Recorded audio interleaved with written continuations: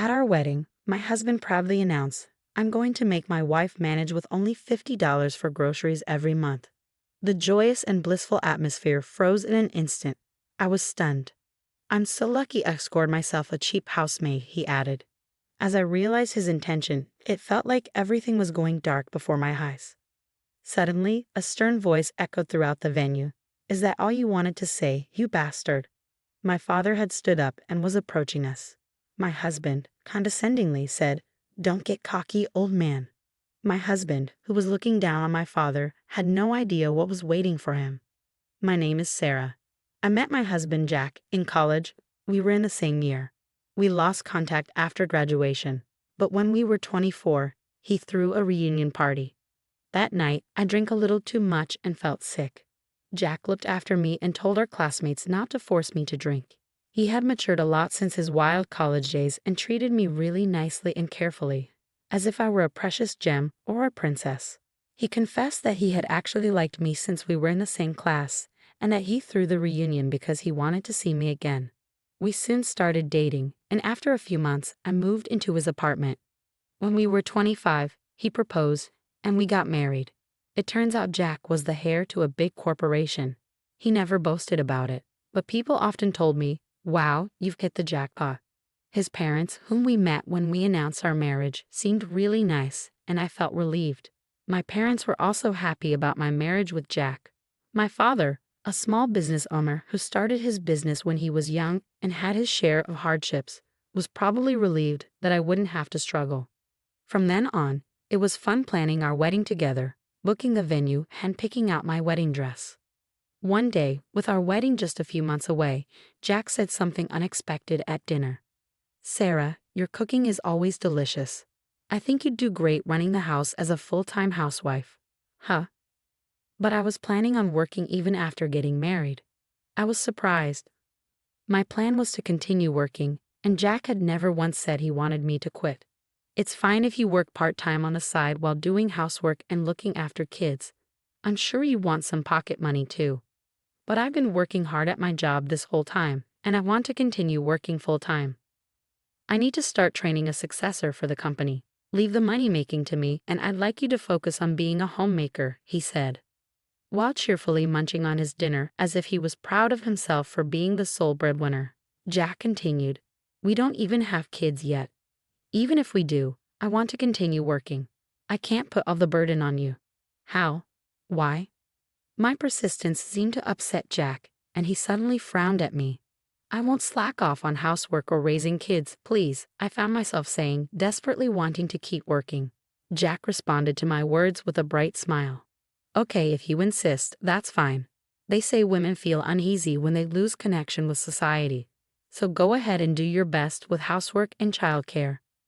I was relieved that he readily agreed. However, his words "do your best with housework and childcare" didn't quite sit right with me. When I talked about this with my friends, they replied, "Jack cares about you, Sarah. He's a good husband."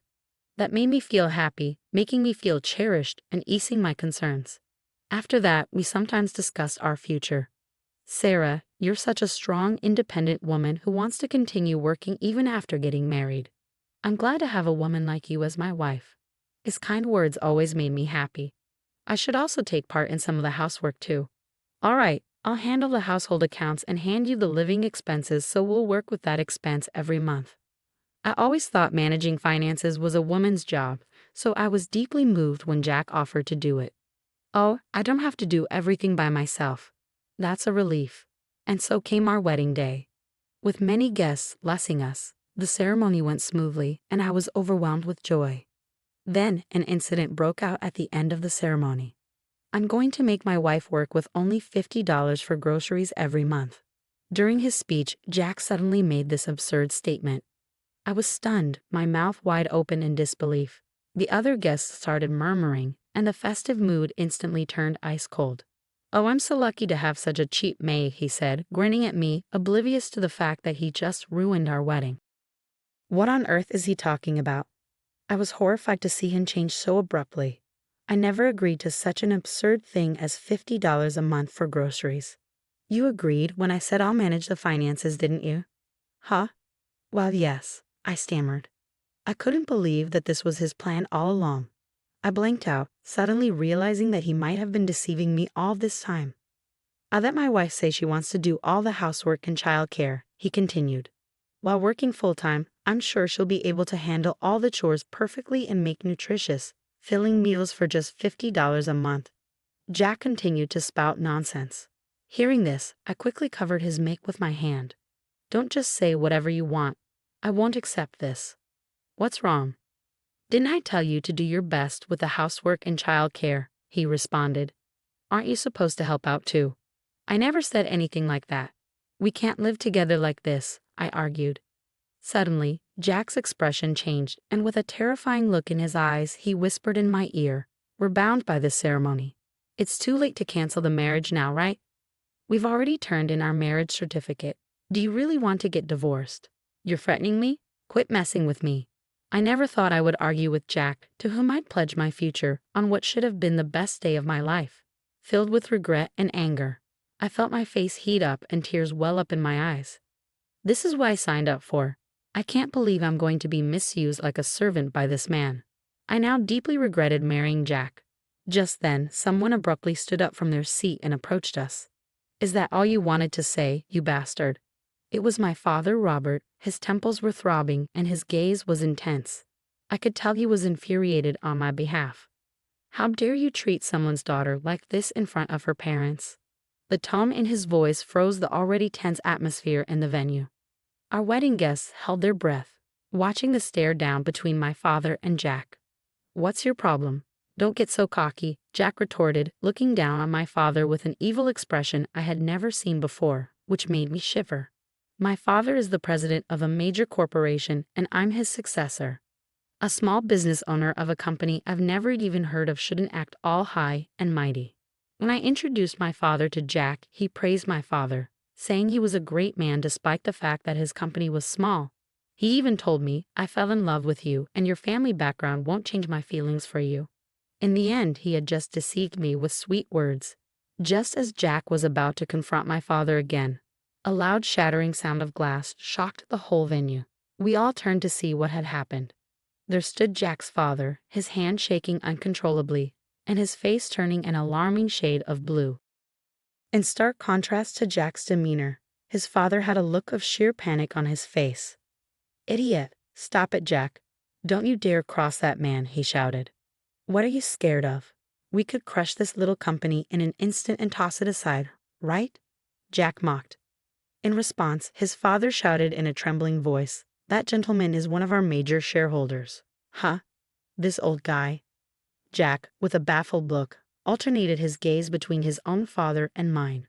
While my father's company was indeed small in scale, he had started it himself and received compensation such as executive remuneration and dividends from stocks.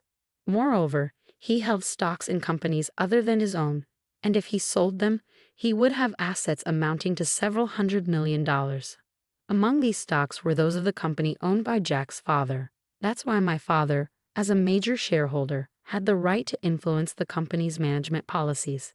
When Jack learned this fact, he was stunned and blurted, So did you tell me to date Sarah because you wanted to get your hands on her father's wealth? It's more than that, his father replied, seeking something greater out of this marriage but not telling Jack, who was full of himself. Jack's father had his eyes on my father's patents. He was currently paying a significant amount of money to my father's company to use that patent, but if Jack and I were to marry, he would no longer have to pay for it and could use it freely. Patents? And you were told to date me? Jack, you never actually liked me. What kind of nonsense is that? I'm the son of a major corporation CEO.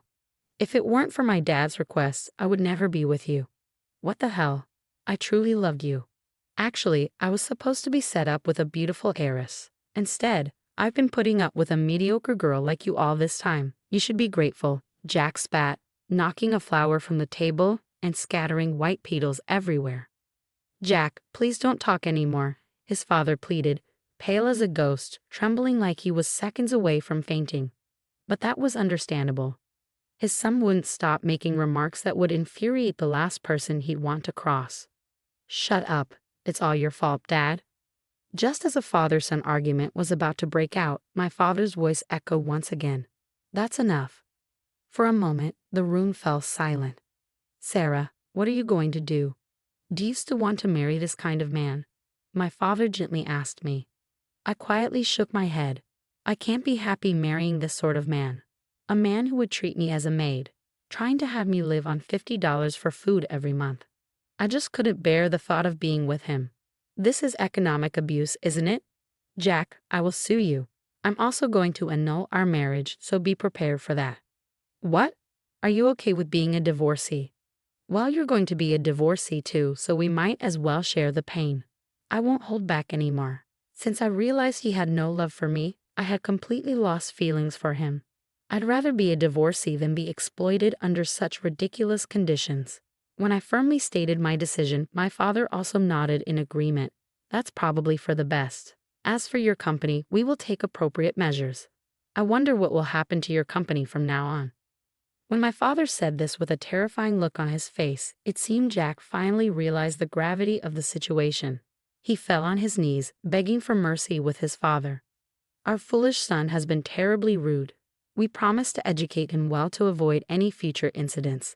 Please just don't cancel the marriage. Sarah was wrong. Please forgive me. I'll let you do as you like with housework, childcare, and work. I won't limit your food expenses anymore. You can even hire a maid and relax at home if you want. We can hear all about your grievances in court. Dad, let's go home. I apologized to all the guests and returned all their gift money. Then I canceled the wedding.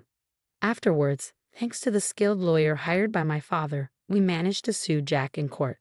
The cause of our broken engagement was determined to be Jack's fault, and he was forced to bear the full cost of our wedding fees. Plus, I also received compensation. Moreover, because he failed miserably at securing a convenience marriage and humiliated his father by having him beg on his knees, he was abandoned by his parents. There was no way he would ever sit in the CEO chair again. Out of desperation, Jack caused a ruckus at work and got in trouble with the police. From what I've heard, he got fired in the end. He's become worthless, aimlessly living life with no solid job. Of course, there's no chance for him to ever get set up with an heiress anymore. As a result of deceiving me and getting abandoned, his life became miserable. As for me, I ended up being a divorcee, but my father introduced me to a sincere young employee working at his company. I'm currently dating him, and we're planning on getting married next year.